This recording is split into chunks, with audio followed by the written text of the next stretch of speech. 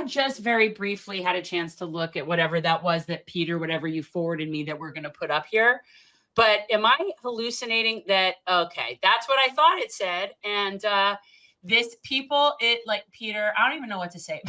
Like that is the most Florida thing I can ever think of right there. That sounds so perfect. So we have a sheriff who has formed, as we all know, and we've pointed out time and again, a very unholy alliance with our congresswoman.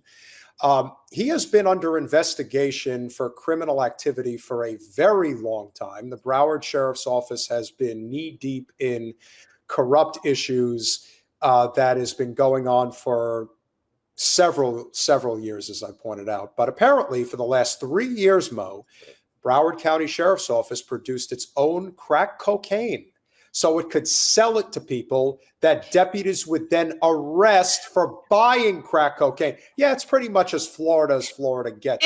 Florida is like in Florida. Like, so they're making money on the front end and they're making money on the back end. So this is the stuff like in the late 80s and early 90s, right? Where the Broward Sheriff's Office actually made crack cocaine. This is according to the article that I read. And I mean, it's not surprising. And I'm just really proud of our state attorney, Harold F. Pryor Jr., who's really like digging in deep and, you know, working on exonerees and working on like shaking things up. There's over 2,600 people that their convictions are going to be hopefully reversed, and they'll be able to seal and expunge their records. So this is people from that 3-year period of time. Yeah, from back then. Yeah. Okay. It's not like and the last so it really 3 years. it has nothing to do with the current sheriff, mind No. But, Okay. but right, it has nothing to do with the current sheriff. No, not the current sheriff. This is back in the day, and the Broward Sheriff's Office was cooking their own crack cocaine. Help me, Father. You're younger than me, so like this wasn't anything like at that time that you knew about at that time. No, and I wasn't even in South Florida at that time. Oh, right. okay. But definitely it's not surprising because remember the 80s was when like crack hit, right? Like crack cocaine hit. I was in here. The 80s. And my whole thing is I just want people to understand that people who enter the criminal justice system, you know, a lot of it revolves around poverty, not necessarily, you know, them actually being criminals. Most people believe that Black and brown people are just simply criminals because of what's portrayed in the media and, you know, the constant negative images that the media is always just putting out. You know what I mean? So I just want people to understand that the majority of our communities, the crimes that are committed are based on poverty, based on lack of resources, and simply, you know, many people are just put in a corner. And if the majority of society, white folks included, were put in a corner, they would be committing crimes too. So how do we advocate? How do we become part of the process to change this stuff, right? I am so happy that Harold Pryor is our state attorney. So wait, I want to ask this because so he's probably, I mean, if this is coming up now, so this article is just from, you know, recent, but this is from a long time ago. I would guess that he started working on this right when he got in there or soon thereafter. He's been working. That's what I mean. So on these, probably not just these, but he must have started this process on these exonerations or whatever it is he's doing. Because he was, just for people who don't know, he was first elected in 2020. So and he is and I want to say this over and over again because it's not highlighted enough. It's not highlighted. Harold Pryor is the first Black man state attorney in the state of Florida. I'm going to say it again. The first Black man state attorney in the state of Florida. I didn't realize that. Wow. Yeah. No, it's like You know, because I don't black know, men and are the being truth is that, yes, emasculated. I Yeah, get black that, men. Yeah, but black he's men are being so emasculated. Black men are being ignored. They're being pushed to the freaking side, right? So, like, he is the first black man state attorney in the state of Florida, and he's amazing. shaking shit up, and I'm loving it. Yeah, no, that's amazing to me because like he's so not what people would say are a DEI hire. You know what I mean? Like he's just there because he's completely capable and just good at his job. And he was, you know, that's who I voted for. So, you know, that he's there because he's good at what he does. And so that's why I guess I never realized that he was the first black DA in the state. That's great. Yeah, And then it and was Gordon Weeks is the first black man public defender in the state of Really? Florida. I Yes, didn't know Broward either. County is doing. Yeah, Broward County is Broward County. Yep.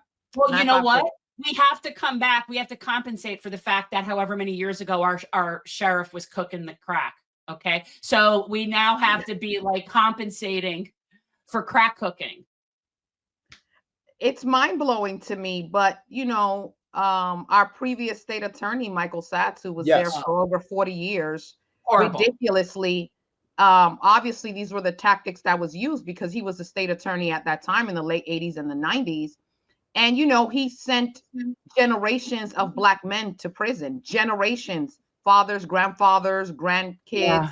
You know what I mean? And now we come to find out, you know, the Broward Sheriff's Office was cooking crack. Like, you know what? I cannot. And yet not surprised. So I'm having this whole new appreciation. So when I was in high school, my boyfriend at the time, my like first serious boyfriend, his father was a public defender in Broward County. We lived in Dade, but he was a public defender in Broward County. And this was all during that time period. And I just have a whole new appreciation now for, he was always like, to me, like just a really upstanding, good guy, like really fighting, never wanted to do anything but defend people, like was a lifetimer. And there's not many people that are lifers at places like the public defender's office.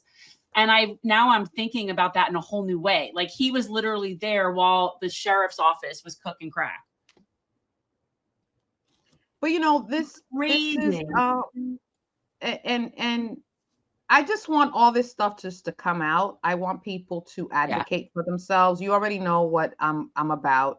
And it's time for community to stand up, all communities, right?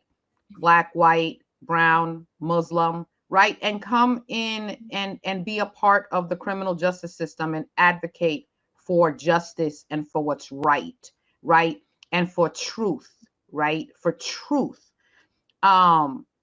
That's what I want. That's what I'm educating people on. That is the mission. That is the goal, to advocate, to show up for the less fortunate, to be able to provide resources, right? I was having a conversation with a friend recently about criminal justice reform, right? How the whole country is talking about criminal justice reform. Oh my God, yeah, but how are we going to do criminal justice reform, but we're not focusing on reentry? What is the point of criminal justice reform where there's no reentry programs and there's no resources and there's no family support? Okay, but you know what? Here's what I think. You're saying there's no reentry. The bigger problem, Mo, is there's no entry, right, in the first place. So this is why it's a huger issue. You're right. I love how you said that. There is no entry. Yeah, you're right. That's what I'm talking about. So like, if there's why would we expect help for people when we didn't help them in the first place? That's the point. I think the goal is to get ahead of that. The goal is to be on, it's like, I know you're fighting on both ends. Like, I know that you address it. Well, here's the thing. So I had, earlier this year, I interviewed our state attorney, Harold Pryor, right? We're friends. And one of the things that stood out, and I stand with him on this as much as I advocate, but he says, you know, when we were talking about the youth, and he said, when the youth come into the criminal justice system, like, that's it. Like, that's where it ends. Like, and then he puts it back on the community, right? Like, where's the community? Where are people? Why aren't people going to the PTA meetings? Why aren't they going to the local commission meetings? Why aren't they going to their local county meetings, right? Because, you know, I'm not too much into politics, although I was, you know, doing your campaign and all this stuff. But here's the thing, like, as I began to learn politics, particularly local, going to city and county commission meetings and actually leading local issues, I realized, right, that there's just a lot of money in the county. And we as community people are not demanding anything to be done for community to bring resources into the most impoverished areas. So once the youth and people go into the criminal justice system, it's pretty much too late. Now we can advocate, but as Harold says, where is the community? Where? Right? We are so reactionary. We are so all we do is complain about the issues, right? That's all we do. And I'm not about the complaints anymore. Like, I'm not about. People have been beaten into submission to some extent. Like, people don't expect anything. I feel like people, and then, you know, when you say, well, why aren't they at PTO meetings, which is a very big problem. But I would suggest that if people had healthcare and a living wage and they weren't struggling to survive, like, you know, when somebody's working however many jobs, that's why so many of these kids, you know, it is a lot of people that just, how can they okay, just, so, right. So people, okay. So see, that's going to be the next, that's remember, my goal moving forward is to be peaceful and deliver messages that resonate with the audience and with community, because, you know, I can be extremely harsh. We cannot continue to have this same conversation of impoverished, having 2 or 3 jobs. What are the solutions to that, right?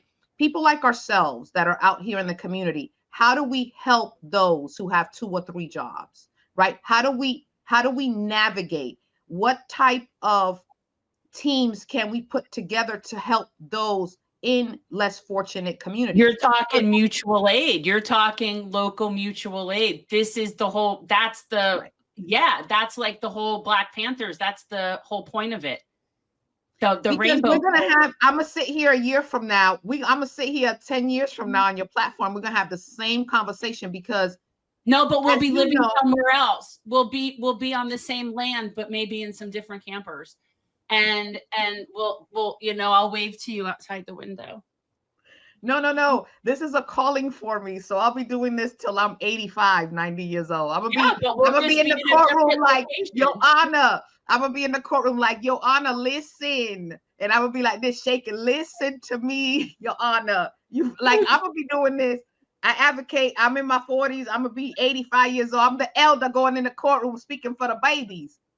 Like, we are not part of any processes. Like, I can't deal with the complaints. Now I know that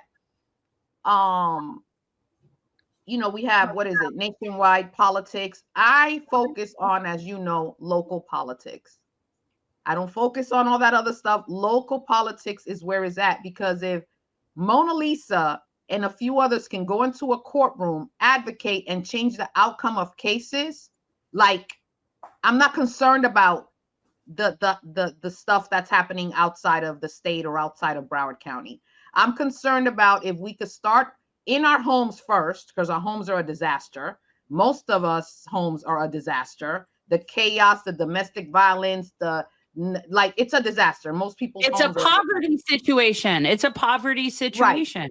But when starting at home, then this doesn't necessarily mean poverty. I know people that do well and their homes are chaotic. So, like, we start at home, then we start on our blocks, then we start in the community, then the cities, then the county. Like, nobody wants to sweep in their own front door.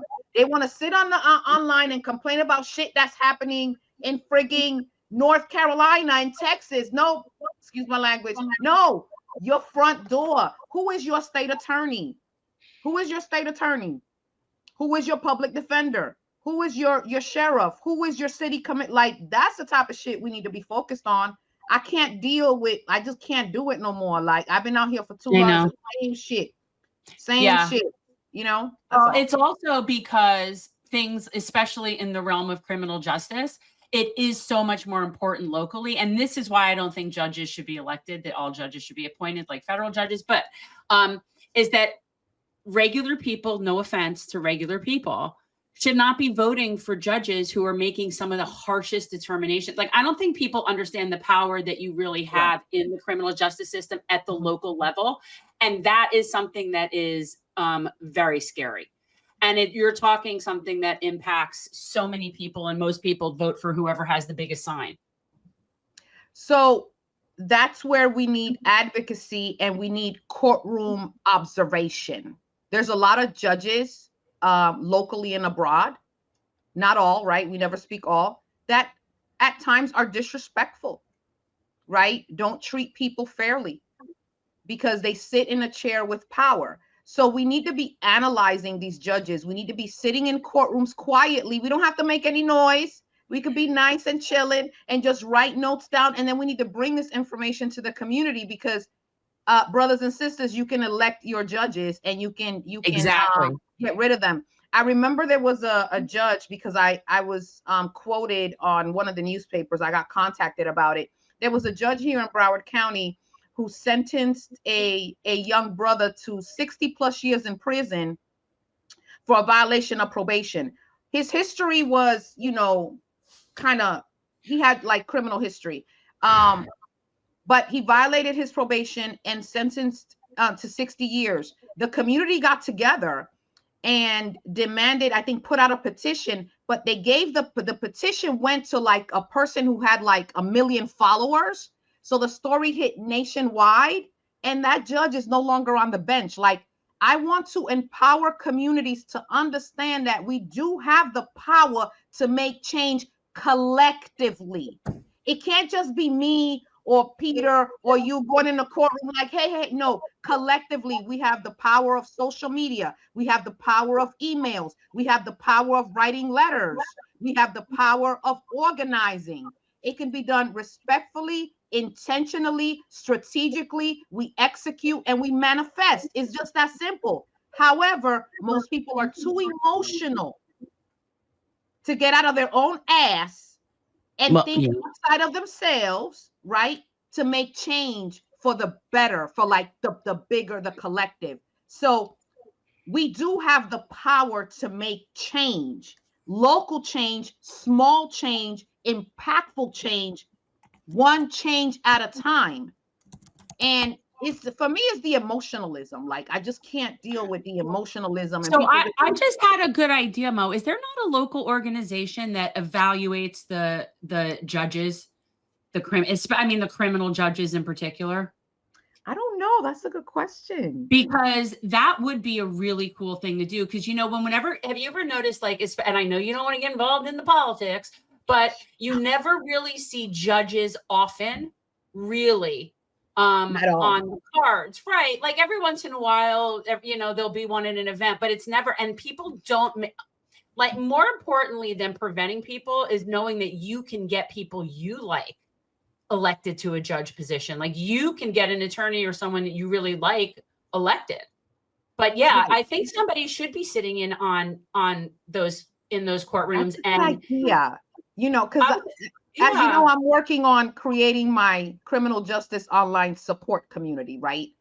And these are the things that I constantly think about, because my advocacy in and out of the courtroom, and then all the relationships that I've built locally, like, I think you should give them like Yelp reviews. I think you guys should like give judges like criminal justice Yelp reviews. Oh, listen, and also defense attorneys. Of course, because you got a lot of defense attorneys out here that is taking your money, and that's all they doing. They ain't doing nothing. And no, I'm advocating right now. Those are not elected. Those are not elected. That's why I'm like, you can do that. You can definitely do that. But I think that you're onto something with somebody should be watching those judges. And then when they're up for election, going into your community and saying, this guy gave 60 something years XYZ, right? Like, that's how you do it. Is but I'm also big on sitting in court. I don't like judges disrespecting people. I'm real big on respect. I don't care who you are, criminal, not criminal, it don't matter. Like, you have some of these judges that really be tripping, right? I recently found a video. Someone sent me a video where there was a judge. Listen to this. This was amazing. This was in Georgia. There was a judge who would get fines to defendants and attorneys who would come in late. So this particular lady showed up to court. She got a ticket, right? She was a Black woman. She walked into court. She walked in 10 minutes late. It just so happens that she was a federal prosecutor, right? And when she got to the podium or whatever they call it, the judge was like, oh, you know, you're late, da-da-da, da-da-da. Why are you late? Blah, blah, blah. He didn't even let her speak. Oh, you're getting a $500 fine, right? Gave her a $500 fine. So she's quiet. She kept her composure. She's doing what she's doing. This is a true story. It was crazy. She's doing what she's doing. He gives her a $500 fine. And then she says, Your Honor, you know, in light of me paying this fine, I would like to, you know, for the record, state, you know, who I am, blah, blah, blah. So she pulls out like her briefcase with her gold sealed with federal prosecutor. And the judge starts like turning red. And he's like, oh my goodness, you know, my apologies. Right. I'm going to go ahead. Make it $1,000. Right. No, he wants to remove the fine. Oh, no. Right. Because now he's looking at like he just gave a federal prosecutor a $500 fine for being 10 minutes late.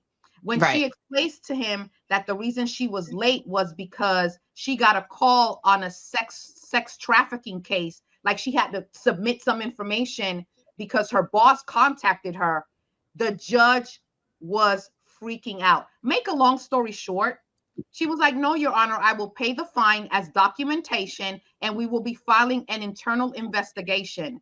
Come to find out, this judge was giving fines 3 to 4 times to Black people. The fines were $450 and white people $150. By the time they was done with him, he had to resign. He had to take bias training. He had to do this. They implemented all these programs, bias training, this type of program. And this was in Georgia. So this young lady that arrived 10 minutes late to court and chose to stand firm and still pay the fine to prove a point. Yeah. All this stuff was changed within the courtroom and the courthouse in Georgia. And that's what I'm talking about. Advocacy, standing firm. And this is the part that pissed me off. The clerk had 12 years of documentation of what the judge was doing. His clerk. The bailiff stayed quiet.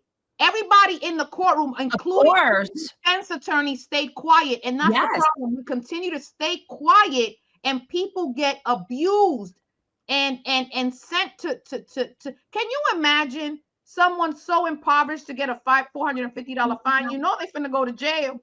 Judges are very, very powerful. And when you work for a judge, like when you work in chambers and you work for a judge, they're God.